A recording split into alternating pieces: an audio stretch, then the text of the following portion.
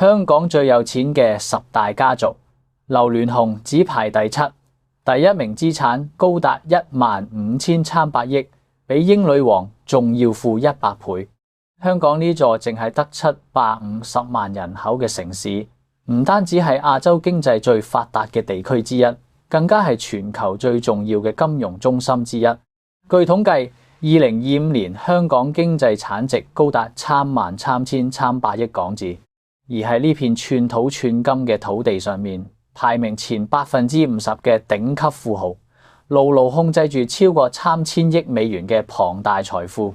其中排名第一嘅巨富，佢嘅個人資產更加係達到咗令人自舌嘅史巴克14億美元。嗱，呢個數字係咩概念？佢比已故英女王伊麗莎白二世嘅財富仲要多出100倍以上，即係今日榜單上面排名墊底嘅第10位，佢嘅資產都輕鬆跨越咗10億美元大關。喺呢個充滿金錢同權力嘅修羅場入邊，有人白手興家，逆襲成王；有人深陷豪門恩怨，兄弟反目；亦都有人隱匿喺鎂光燈之外，悶聲發大財。今日就跟住世界 TOP10一齊腦洞大開，揭秘香港最有錢嘅10大家族。第10名，楊建文家族，隱形繼全球電子產業鏈霸主。提起香港嘅頂級富豪，大眾耳熟能詳嘅永遠係頻繁亮相媒體嘅李嘉誠、李兆基等老牌豪門。相比之下，楊建文呢個名低調到近乎透明，普通人極少聽過佢嘅名字，但佢卻緊緊握住全球電子產業鏈嘅核心命脈，以80億美元身家穩居香港頂級富豪梯隊。雖然普通大眾對佢一無所知，但幾乎每個人每日都喺度用緊佢家族企業生產嘅產品。撐起呢座豪門，既係被譽為全球電子產業隱形巨頭嘅百恩光學，作為全球頂尖嘅手機玻璃蓋板同觸控玻璃製造商，百恩光學長期為蘋果、三星等國際頂級科技巨頭供應核心零組件，細到智能手機、智能手錶，大到平板電腦、車載智能熒幕，隨處可見佢哋產品嘅身影。係遍地上市公司，股權分散嘅商界。百恩光學最驚人嘅優勢係佢近乎絕對嘅家族掌控力。唔同於多數企業被外部股東分攤利潤，百恩光學始終堅持私人控股。楊建文持有51%股份，妻子林慧英持有49%，夫妻二人聯手100%把掌控成個商業帝國。企業創造嘅絕大部分利潤都直接轉化為家族財富。呢座萬億級產業鏈帝國嘅起點始於上世紀澤10年代。楊建文喺深圳扎根創業，初期只係深耕手錶玻璃生產，係發現塑膠手機螢幕易刮花嘅行業痛點之後，佢果斷投入技術攻關。2004年，百恩光學拿下摩托羅拉100萬片大額訂單，跨越式崛起，順勢踏上智能手機革命嘅時代風口。隨住 iPhone 風靡全球，百恩光學成為蘋果核心供應商，迎來黃金發展期。如今，百恩光學已經發展為年產值超500億人民幣，擁有9萬名員工嘅全球光學巨頭。唔單止財力雄厚，深居大灣區參15載嘅楊建文仲常年投身公益，累計捐贈超4億港元。企業長期吸納近7000名殘疾員工就業，堪稱一代隱形魚商。第9名，羅定邦家族，分家唔分家，雙線殺出商界傳奇。昔日嘅針織大王羅定邦，締造咗龐大嘅商業王國。令人稱奇嘅係佢離世引發分家風波之後，家族非但冇沒落，反而殺出咗2大傳奇分支，其中四子羅家寶一脈更加係坐擁超700億港元資產。1912年出生於廣東順德嘅羅定邦，佢嘅人生逆襲極具傳奇色彩。15歲，佢迎娶紗廠千金陳楚思，正式踏入紡織行業。1973年咧，佢創立咗大眾熟知嘅服裝品牌寶絲龍，主打平價時尚路線，迅速席捲香港同東南亞市場。巔峰時期門市超1000家，年營收高達30億港元，憑呢個坐穩咗香港針織大王嘅席位。邊個都未曾料到呢一半鼎盛嘅豪門，基業會係佢晚年埋下分裂隱患。1996年，羅定邦離世，留下一份極具爭議嘅遺囑。佢將1/3嘅財產留咗俾一位失蹤嘅私生子。呢個直接為後續嘅爭產同產業拆分埋下伏筆。外界普遍預判羅氏王朝將就此走向衰落，但事實截然相反。分家嘅動盪反而令後輩掙脫咗固有嘅產業框架。四子羅家寶跳出咗針織賽道，將事業重心全面押注地產同酒店。2001年創立百樂集團，搭建起覆蓋港澳、內地同東南亞嘅高端酒店王國，依託早年囤積嘅香港核心地段物業，歷經數十年沉澱，價值暴漲數十倍，個人財富暴漲至94億美元。而長子羅樂峰同樣不凡，主動脫離家族，白手興家，創立晶苑國際，如今已經係為優衣庫、GAP 等代工嘅全球頂級成衣製造巨頭，擁有約100萬名員工，年產服裝高達4億7千萬件。第8名，呂志和家族，街頭小販逆襲澳門新賭王。咪睇如今呂志和家族坐擁1把口17億美元財富，被譽為澳門新賭王，絲毫不遜色於世家望族。但呢個100億家族嘅起點，竟然係香港街頭嘅小食檔。無豪門背景加持嘅呂志和，早年靠喺街頭擺賣小食謀生，係底層摸爬滾打之後，精準踩中香港大規模填海同城市基建嘅時代風口。深耕石礦同建材領域，成功斬獲石礦大王美譽。企穩腳跟之後，佢跨界佈局房地產同酒店。最關鍵嘅一子落係2002年13歲嘅呂志和創立銀河娛樂，擊敗10家世界級對手，獲得澳門賭牌。2006年上市之後，股價5年漲幅達70倍，10年內創造咗超越何鴻燊一生嘅財富規模。2014年家族財富迎來巔峰，一度超越李嘉誠登頂亞洲首富，創造咗草根逆襲擊敗財閥嘅商界神話。作為呂氏第一大支柱，銀河娛樂穩居澳門博彩行業第一梯隊，手握澳門銀河綜合度假城等標杆項目，博彩業造血能力極強。佢嘅毛利率曾高達9%， 15.9%。係全球利潤率最高嘅行業之一。第二大支柱嘉華國際則係老牌地產巨頭，手握大量優質住宅同商業地產，企業總資產達8億港元。相較於亮眼嘅財富，呂家嘅傳承更加被奉為範本。長子呂耀東執掌銀河娛樂，三子呂耀華操盤嘉華國際，其餘成員分管唔同業務，形成分工唔分家嘅穩定格局，徹底規避咗豪門接班內鬥嘅隱患。第7名，劉鑾雄家族，股市狙擊手嘅奢靡同埋財富重組。如今劉鑾雄家族手握143億美元財富，外界多以為劉鑾雄係天生嘅地產巨鱷，實質佢嘅財富起點平凡又出人意料。上世紀70年代，劉鑾雄拎出全部積蓄17000港元合夥創辦愛美高，深耕風扇製造賽道，恰逢全球石油危機催生節能熱潮，復古吊扇係海外爆火，令佢迅速出圈，被業內冠以風扇流嘅稱號。1973年愛美高上市，呢位製造業新星正式踏入資本市場，開啟咗跨越式嘅財富升級之路。此後劉鑾雄入主華人置業，憑呢個平台手握香港中環、銅鑼灣等核心地段嘅商業、物業同埋豪宅資產。比起造樓，佢更加被商界推崇，既係頂尖嘅資本嗅覺，堪稱香港殿堂級股市狙擊手，精準捕捉市場低股標嘅巔峰時期。劉氏家族資產版圖全面鋪開，涵蓋海量股票投資組合同頂級藝術品、珠寶收藏。佢曾以參戰只160萬美元拍下一枚9.5卡嘅藍鑽送俾女兒，坐擁3架私人飛機，並係倫敦持有數億英鎊豪宅。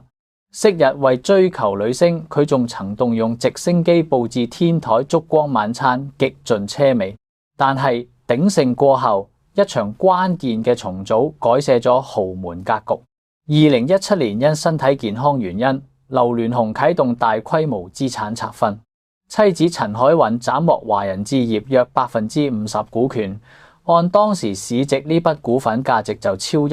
113億港元，成為家族核心受益人。長子劉鳴煒持有剩餘15%股份，若按5%嘅保守年化回報計算，劉家年收益就超7億美元，每小時入賬超8萬美元。資本增值能力傲視群雄。第6名，包玉剛家族，棄船登陸嘅頂級收租帝國，曾經稱霸全球海洋嘅世界船王，後來卻果斷棄海登陸，逆襲就香港頂級收租帝國。呢個就係包玉剛家族。提起包玉剛，好多人唔知佢曾經嘅實力有幾恐怖。鼎盛時期，佢手握300多艘貨輪，總噸位高達射千萬噸。體量直接超越當時美國同蘇聯嘅國家商船隊總和，穩穩登頂全球航運之巔。但係航運業一片火熱嘅80年代，包玉剛卻敏銳嗅到咗周期性危機嘅風險，做出咗顛覆家族命運嘅決斷，棄船上岸。佢豪擲40多億港元，強勢收購九龍倉、會德豐兩大老牌英資巨頭，順利完成華麗轉型。1991年，包玉剛離世，留低資百億巨額家產。佢選擇將資產均分俾4位女兒，其中2女兒包培蓉同丈夫吳光正接手嘅資產最為核心，手握價值約55億美元嘅會德豐，成為家族地產帝國嘅核心掌舵人。如今，吳光正以149億美元身家位列香港富豪榜前列，其餘分支同樣雄厚。大女婿蘇海文接手環球航運，打造 BW 集團，掌控全球1/3嘅 LNG 運輸船隊。吳光正靠住穩紮穩打嘅控股佈局，牢牢鎖住香港核心資產。真正令外界驚嘆既係家族堪稱印鈔機嘅收租版圖，依託海港城、時代廣場兩大香港地標，搭配15000餘套核心地段物業。家族年租金總收入高達300億港元，換算落嚟每分鐘都有驚人現金進賬。憑藉深厚嘅資產底蘊，九龍倉集團抗風險極強，總資產達近1000億港元，財務結構極其健康。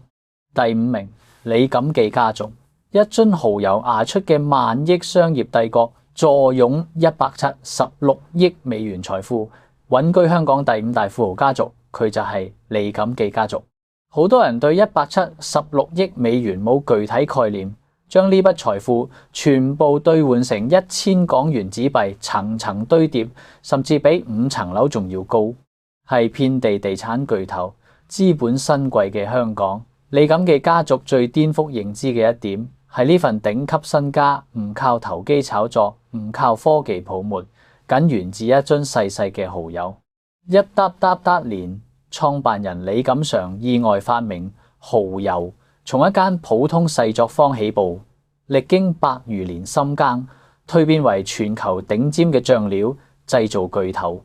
如今產品遠銷全球100多個國家同地區，旗下醬料品類超過100種，牢牢佔據全球華人醬料市場嘅核心地位。殊不知醬料只係冰山一角。上世紀90年代，家族順勢打造出無限極呢個健康產品帝國，主打中草藥保健品，成為集團穩定創收嘅超級現金牛。深耕實業嘅同時，李錦記家族低調布局全球地產，手筆驚人。曾經喺2017年斥資約13億英鎊收購倫敦地標對講機大樓。李錦記家族最令人驚嘆嘅係佢嘅財富模式。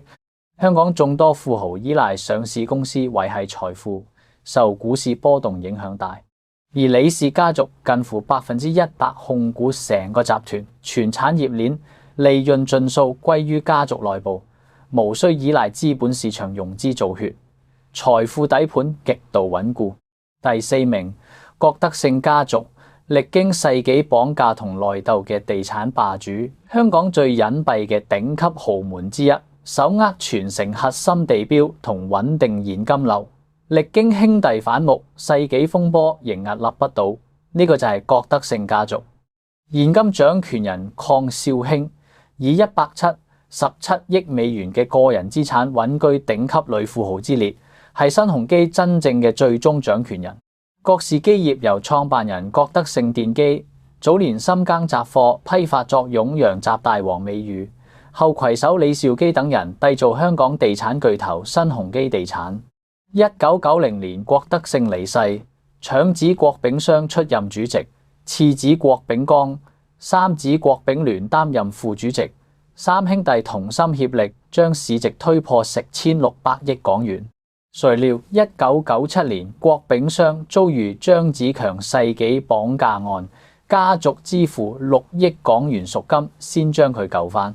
呢場極度兇險嘅噩夢徹底改變咗郭炳湘嘅性格，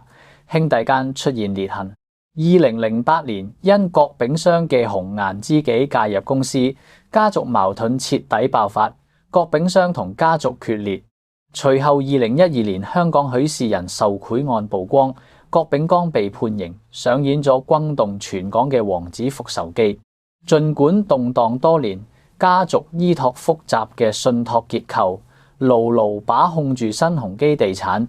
新鴻基坐擁環球貿易廣場、國際金融中心等一眾城市地標，憑藉極強嘅收租能力，即便樓市低迷都可以穩賺現金流。2007參財年，公司營收超700億港元，加上九龍巴士、Smart 通電訊等基建業務，構建起咗抗風險極強嘅商業版圖。第3名，鄭裕彤家族，黃金大王同商業版圖嘅交接巨陣，大眾只知國民珠寶品牌周大福，卻不知佢背後嘅鄭裕彤家族係穩居香港金字塔頂端嘅頂級豪門。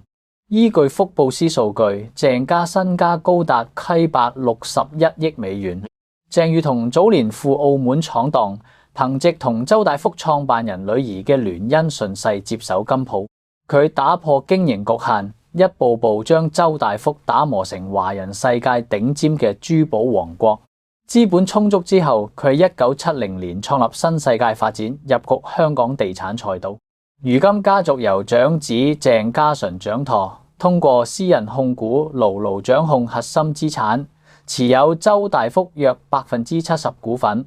新世界發展約35%股份。周大福係家族最穩固嘅現金流基石，為帝國源源不絕輸血。而新世界發展位列香港4大地產商之一，手握 K11 購物藝術中心等核心地標。唔單止咁，旗下瑰麗酒店集團由孫女鄭志文執掌，躋身全球頂車賽道。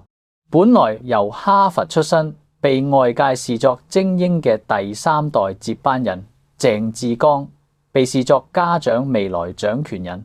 然而，隨住地產市場持續下行，新世界發展承壓嚴重，2014年錄得近197億港元嘅歷史性巨額虧損。呢場危機直接導致鄭志剛逐步退出核心管理層，成為近年亞洲豪門接班最受熱議嘅風波之一。第2名，李兆基家族，精準佈局嘅亞洲股神，佢係能夠同李嘉誠比肩嘅商界巨擘，數次登頂亞洲華人首富寶座，佢就係李兆基。家族以349億美元嘅巔峰身家，穩居香港4大家族之一。如果每日花費10萬美元，需要950年先可以花光。即便按4%嘅年化收益率計算，每日被動收入就超360萬美元。唔同於多數豪門嘅繼承，李兆基係真正嘅白手興家。佢出身廣東順德，吞十餘歲，隻身赴港，闖蕩捉住60年代房地產騰飛嘅風口，賺得第一桶金。1976年創立恒基兆業地產，將佢打造成香港頭部地產集團。北京環球金融中心等標杆建築皆係佢嘅經典作品。當多數地產商只依賴賣樓賺取波動收益嘅時候，李兆基早已跳出地產週期，佈局咗穩賺不賠嘅公用事業。佢執掌嘅香港中華煤氣常年輸出巨額現金流，旗下港華智慧能源覆蓋內地數百座城市。李兆基同李嘉誠既豪門博弈貫穿半生。2090年，佢再度以304億美元身家逆襲登頂，打破咗李嘉誠40餘年嘅霸榜格局。憑藉精準嘅藍籌股投資，斬獲數百億港元收益，香港巴菲特嘅名號響徹商圈。而喺傳承上嘅，佢早早推行雙主席模式，由兩子聯手執掌，成為咗香港商界最成功嘅家族傳承案例。第一名，李嘉誠家族。富可敵國嘅萬億商業機器，邊個係香港真正嘅財富標杆？答案必然係深耕商界70餘年嘅李嘉誠家族。數據顯示，97歲嘅李嘉誠家族財富高達414億美元，折合約15300億新台幣，穩居香港頂尖豪門行列。呢個數字誇張到咗咩程度？英國已故女王伊麗莎白二世生前財富估值僅為數億美元，李嘉誠家族嘅財富直接超出佢100倍以上。女王嘅財富多為固化嘅皇室資產，而李嘉誠家族手握嘅係一套遍佈全球、持續造血且自主可控嘅龐大商業機器，二者根本唔係同一維度。如今坐擁萬億商業版圖嘅豪門，起點卻格外樸素。1950年，李嘉誠僅靠6500美元啟動資金創辦長江塑膠廠，冇資本加持，僅憑敏銳嘅商業判斷同穩健策略，歷經大半個世紀，搭建起覆蓋房地產、港口、零售、電能基礎設施嘅全球化王國。家族商業根基依託長和同長實兩大上市旗艦企業，長和業務輻射全球50多個國家。全職員工超30萬名，佢嘅港口業務堪稱全球貿易命脈，甚至掌控巴拿馬運河兩端關鍵節點。旗下零售板塊屈臣氏集團喺歐亞佈局近17000家門市，長實集團則係香港地產行業標杆。兩大集團合併之後，家族直接影響既就業人數接近36萬，體量堪比一座中型城市。除咗長子李澤鉅穩健接班之外，次子李澤楷都憑一己之力被稱為小超人，手握盈科、拓展集團等核心資產，係香港商界話語權十足。好啦，以上就係本期內容嘅全部盤點。唔知今日介紹嘅呢10個香港最有錢嘅家族，邊一個嘅傳奇故事最令你感到震撼同埋印象深刻呢？歡迎喺下方評論區留言話俾我哋知。歡迎點讚、轉發並分享俾你嘅朋友，感謝你嘅觀看，我哋下期再見。